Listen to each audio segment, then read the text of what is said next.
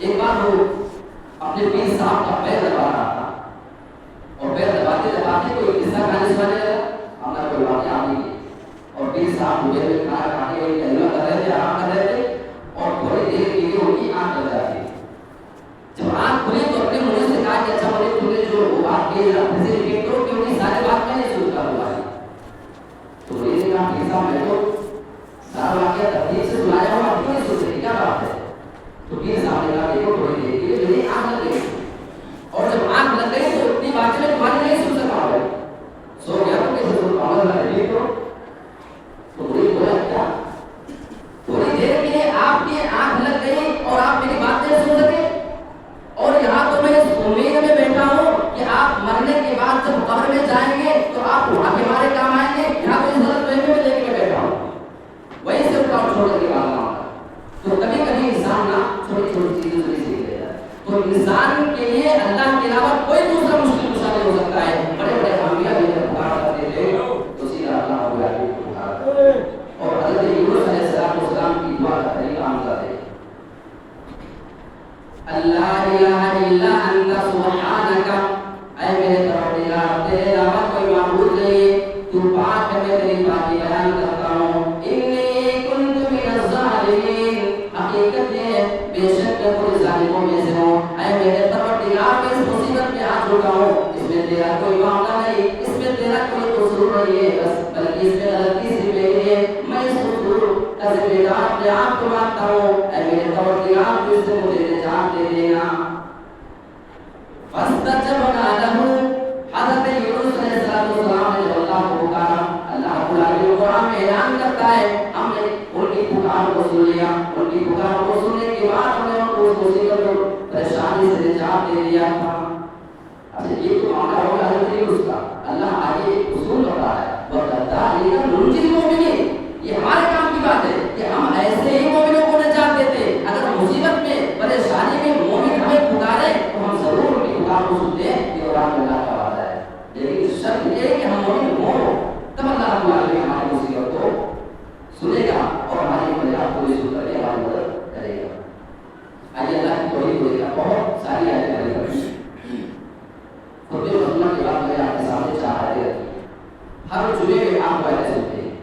آئیے ذرا تھوڑی سی وضاحت دیتے ہیں. افلا ينظرون الى الابل كيف خلقت, کیا یہ مکہ کے کافر اونٹ کو نہیں دیکھتے کہ وہ کیسے پیدا کیا گیا ہے, اس کی تخلیق اللہ نے کس انداز میں کی ہوئی ہے. اب سوال یہ پیدا ہوتا ہے کہ اونٹ کے اندر ایسی کون سی بات ہے کہ جس کو دیکھ لیتے مکہ کے کافر تو ایمان لے آتے. یہاں اللہ نہیں کہنا چاہ رہا ہے یہ ایمان لے آتے, کیا یہ اونٹ کی تخلیق پہ غور نہیں کرتے, اس کی خلقت پہ کبھی تدبر نہیں کرتے؟ اگر غور کر لیتے تو ایمان لے آتے. اس کے پوائنٹ کیا جانتے ہیں, وہ مہینے مہینے کا سفر کرتے تھے, ہفتے ہفتے کا سفر, 20 دن کا 25 دن کا لمبا لمبا سفر کیا کرتے تھے. اور سفر میں سب سے زیادہ چاروں کا استعمال کرتے تھے, اونٹ کا کرتے تھے. گھوڑے کا کر سکتے تھے, خچر کا کر سکتے تھے, گدھے کا کر سکتے تھے. لمبے سفر کے لیے اگر ان کی جب پلاننگ ہوا کرتی تھی صرف ان کے سامنے اگر کوئی جانور آتا تھا تو اونٹ آتا تھا. کیوں یہ فرق کیوں جاتے؟ اس لیے کہ اونٹ کے علاوہ جتنے بھی جانور ہیں اگر آپ ان کو لے کر کے نکلیں گے کچھ دیر چلنے کے بعد ان کو آرام کی ضرورت محسوس ہوتی ہے. اور اونٹ ایک ایسا جانور ہے جو اسے کہیں زیادہ چل سکتا ہے بغیر آرام کیے. ایک تو یہ چیز ہے. دوسری بات, وہ ریگستانی علاقے میں رہنے والے تھے, ریتیلے جگہوں پہ چلنے والے, اگر وہاں اونٹ کے علاوہ کوئی دوسرا جانور لے کر کے جاتے تو ان کے پیر اس میں جاتے, وہ زیادہ اسپیڈ سے چل نہیں سکتے تھے. اور سب سے اہم بات, جب انسان سفر کرے گا تو اس کو پانی کی ضرورت ہے. ہم تو ریلوے میں سفر کرتے ہیں, فلائٹوں میں وہاں پانی موجود ہوتی ہے. وہ بیچارے صحراؤں کا سفر, ریگستان کا, بیابانوں کا سفر لمبا لمبا ہفتے ہفتے کا کیا کرتے تھے. بہت دور دور کا پانی ان کو بھی نہیں ملا کرتا, حساب پر کا پانی لے کر کے نکلا کرتے تھے. کہیں جا کر کے پانی نکلا وہ سو جایا کرتے تھے.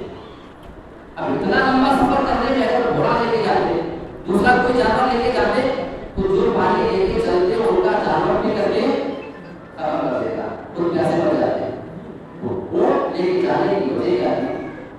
اونٹ ایک ایسا جانور ہے جو 10 دن کا پانی ایک ساتھ پی لیتا ہے.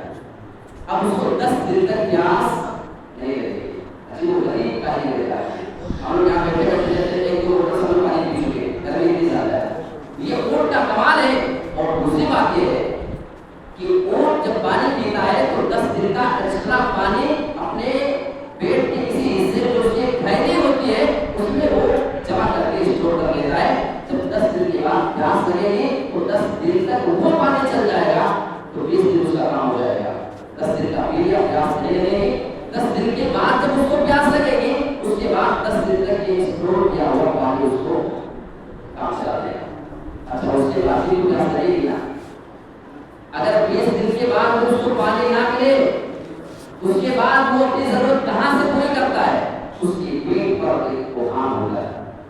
چربی ہوتی ہے. اگر 20 دن کے بعد اس کو پانی نہ ملے تو وہ چربی پگھل کر کے اس کے لیے پانی کی کمی کو پورا کرنے والی چیز ہو کرتی ہے. اللہ رب العالمین کی کاریگری اللہ فرماتا ہے افلا ينظرون الى الابل كيف خلقت. کیا یہ مکہ کے کافر اونٹ کو نہیں دیکھتے؟ سواری تو مہینے مہینے کا اس پہ بیٹھ کر کیا کرتے ہیں, اس پر کیا کرتے ہیں. اگر ایک بات اور کر لیتے سمجھ جاتے کہ اس کو کس نے کس طریقے سے پیدا کیا ہے اور ہمارے اوپر وہ ایمان کیا ہے. اب اس آیت کو یہاں چھوڑ کر کے دوسری آیت کی طرف آؤ. آپ پڑھائیے اللہ رب العالمین نے انسان کو اپنے توحید کی 4 دلیلیں قرآن پیش کی. وہ 4 دلیلیں ہم لوگ دیکھتے ہیں. افرأیتم ما تمنون, اللہ میرے بندوں یہ بتاؤ جو منی تم ماں کے پیٹ میں رہنے مادر میں ٹپکایا کرتے ہو, انتم تخلقونہ ام نحن الخالقون, تم جو اپنی بیویوں کے پیٹ میں منی ٹپکایا کرتے ہو اس سے اولاد اور بچہ تم پیدا کیا کرتے ہو یا اس سے اولاد ہم پیدا کرنے والے ہیں. یہ سب سے پہلی دلیل ہے. دوسری دلیل اللہ رب العالمین دے رہا ہے افرأیتم ما تحرثون, اے میرے بندو ذرا یہ تو بتاؤ تم جو کھیتیاں کیا کرتے ہو, انتم تزرعونہ ام نحن الزارعون, اس سے فصلیں تم اگایا کرتے ہو, اس سے فصل تم پیدا کیا کرتے ہو یا فصلیں ہم پیدا کرنے والے ہیں. یہ 2 دلیل ہوگی. تیسری دلیل اللہ پانی کے بارے میں دے رہا ہے. پانی انسان کی اتنی بڑی ضرورت ہے کہ اس کے بغیر انسان زندہ رہ سکتا ہے. اسی کا اللہ رب العالمین یہاں پہ حوالہ دے رہا ہے اور اللہ رب العالمین اپنی توحید کی تیسری دلیل پیش کر رہا ہے افرأیتم الماء الذی تشربون, اے میرے بندو ذرا یہ بتاؤ کہ وہ پانی جس کو تم پیا کرتے ہو انتم انزلتموہ من المزن, کیا آسمان سے تم نے اس کو نازل کیا ہے ام نحن المنزلون, یا آسمان سے ہم اس کو نازل کرنے والے. انسان طرف جاتا ہے, بسا اوقات سوکھا پڑ جاتا ہے, بسا اوقات پریشانی پڑ جاتی ہے, جب تک اللہ کی رحمت نہ برسے اس ٹائم تک انسان کو اپنی مرضی سے کر نہیں سکتا ہے. تو یہ تیسری دلیل ہے. اور چوتھی دلیل اللہ آگ کے بارے میں دے رہا ہے افرأیتم النار التی تورون, اے میرے بندو ذرا یہ بتاؤ جس آگ کو تم سلگاتے ہو جلاتے ہو انتم انشأتم شجرتہا, کیا اس کے درخت کو تم اگانے والے ہو ام نحن المنشئون, یا اس کو ہم اگانے والے ہیں. تو اللہ نے یہاں پہ توحید کی 4 دلیل پیش کی قرآن مجید میں. ایک مرتبہ غالباً امام ابو حنیفہ رحمۃ اللہ علیہ کا یہ واقعہ ہے. توحید آپ کسی کو سمجھانا چاہے اس طریقے سے اس کے سامنے آپ پیش کر سکتے ہو. ایک دریا بندہ اللہ رب العالمین کا انکار کرنے والا اور اللہ کو مانتا تھا. اس نے کہا کہ کائنات ایسے اپنے آپ کو وجود میں آ چکا ہے, یہ سب کچھ ایسے ہو رہا ہے, دنیا ایسے چل رہی ہے, بارش ہو رہی ہے, فصلیں اگ رہی ہے اور پیڑ پیدا ہو رہے ہیں اور پھل اس پہ آ رہے ہیں, سب کچھ آٹومیٹک ہو رہا ہے. یہ نیچرل طور پہ تو سمجھانے کے لیے انہوں نے اس کے سامنے کہا کہ تم بالکل صحیح کہہ رہے ہو. ایک مرتبہ ایک ایسا ہی واقعہ میرے سامنے بھی پیش آیا تھا. میں نے دیکھا سمندر کے کنارے کھڑا ہوا تھا, میں دیکھا کہ ایک کشتی آتی ہے. کشتی میں کوئی ڈرائیور نہیں, کوئی مچھلی نہیں رہی, آئی کشتی ساحل پہ کھڑی ہوتی, اس میں سامان لوڈ تھا. سامان آٹومیٹک نکل کر کے ساحل پہ کنارے آگے لگ گیا اور دوسرے سامان لوڈ ہو کر کے اس کشتی سے جانا تھا اس پار, آٹومیٹک سامان لوڈ ہو کر کے بعد اس پہ سوار ہو گئے اور لگ گئے اور اس کے بعد کشتی گھومی اور سامان کو لے کے چلی جاتی ہے. اتنا جیسے ہی سامنے کا کہنا پہلے کا وہ جو اعتراض کرنے والا بندہ تھا, اس نے کہا کہ آپ کو پاگل ہو گئے, کشتی سے بغیر کسی آدمی کے سامان کیسے ہو سکتا ہے, بغیر کسی چلانے والے کی کشتی کیسے چل سکتی ہے. تو جواب دیا کہ اگر یہ کائنات بغیر کسی چلانے والے کی چل سکتی ہے, بارش خود سے ہو سکتی ہے, سورج خود سے نکل سکتا ہے, چاند خود سے, اور زمین آسمان سب ایسے خود سے اگر ہو سکتے ہیں تو ایک کشتی کی بات ہے, تو شکل کی اوپر کشتی چل سکتی ہے, کام ایسا بھی ہو سکتا ہے. تو انہوں نے کہا کہ ایسا بھی نہیں ہو سکتا کہ ان کے آنکھوں میں چل جائے, تو میرا سمجھانے کے لیے اس کے سامنے کر دیا جائے. اور آئیے سورہ یاسین آیت نمبر 38, 39 اور 40 نمبر کی آیتیں اٹھا کر دیکھیے. اللہ رب العالمین نے اپنی توحید کا حوالہ اسی سورج اور چاند اس طریقے سے دیا ہے. والشمس تجری مستقر لها, اللہ رب العالمین یہاں پہ اپنی توحید کو بیان فرما رہا ہے اور سورج اپنے مقرر کیے ہوئے راستے میں چل رہا ہے. سورج جب سے چل رہا ہے اسی راستے میں چلتے جا رہا ہے. اور صحیح بخاری کی حدیث سے بتا کے جب سورج کو جہاں جا کر کے ملتا ہے, اللہ رب العالمین کے عرش کے سارے کے نیچے, عرش کے نیچے جا کر کے اس کا درجہ ہو جاتا ہے اور اللہ سے اجازت مانگتا ہے کہ کل مجھے کہاں سے نکلنا ہے. اللہ حکم دیتا ہے کہ اسی جگہ سے نکلنا ہے. جب اللہ کا حکم ہو جائے گا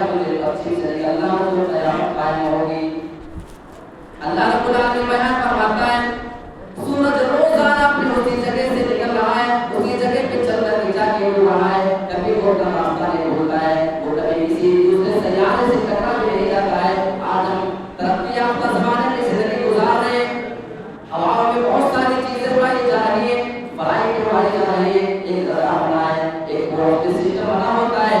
कभी कभी हम ये खबर भी सुन लिया करते हैं फ्लाइट जा रही थी, वो अपने रडार से बाहर निकल गई, उसके बाद फिर पता ही नहीं चला कि फ्लाइट कहाँ जाके गायब हो गई। मेरे प्यारे साथियों, ये इंसान की बनाई हुई चीज़ है, कभी कभी रास्ता भूल जाती है, कभी उसमें कोई कमी आ जाती है, कभी इमरजेंसी में उसको उतारना पड़ जाता है। ये सारी चीज़ें हमारे सामने हैं क्योंकि ये इंसान की बनाई हुई टेक्नोलॉजी है, लेकिन अल्लाह रब्बुल आलमीन ने इसकी कारीगरी बना के छोड़ चुका है। अल्लाह बयान फरमाता है, सूरज को हमने उसी काम पे लगा दिया है, कभी वो अपना रास्ता नहीं भूला करता है।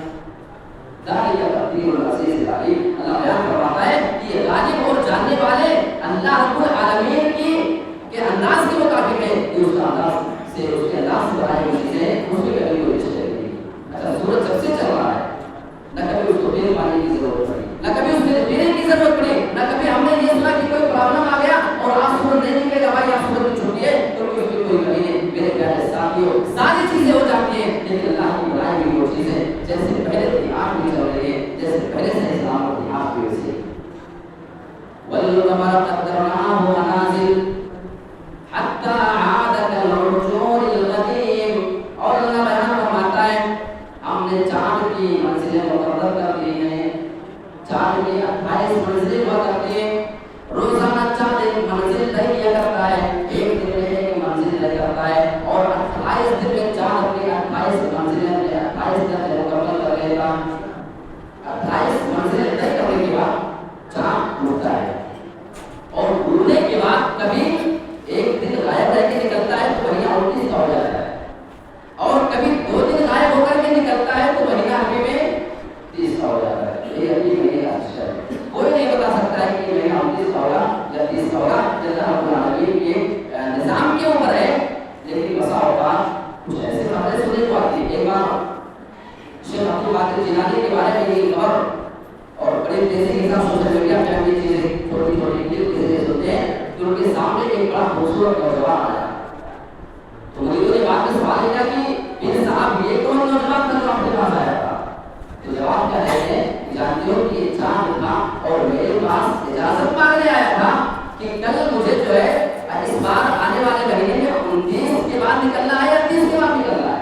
चाँद मुझे इजाजत मांगने के लिए आया था।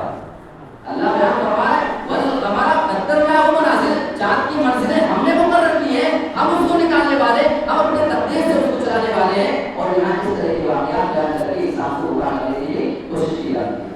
और अल्लाह रब्बुल आलमीन ने बयान फरमाया, कभी कभी होता है फ्लाइट जहाँ से टकरा गई, कभी कभी तो आपस में इंसान की बनाई हुई चीज़ें टकरा जाती हैं, कभी कभी ट्रेनों में टकराव हो जाता है, कभी कभी इंसान की सवारियों में टकराव होता है। लेकिन अल्लाह रब्बुल आलमीन ने बयान फरमाया, लशम्सु यंबग़ी लहा अन तुदरिकल क़मर, ये चाँद को पकड़ ले सूरज ऐसा कभी हो ही नहीं सकता है, सूरज कभी चाँद को नहीं पकड़ सकता है। वल्लैलु साबिक़ुन नहार, और ना रात कभी दिन से पहले आ सकती है, जो निज़ाम अल्लाह ने बना दिया है कि पहले दिन है फिर रात, उसी हिसाब से होता है और क़यामत तक ऐसे होता रहेगा।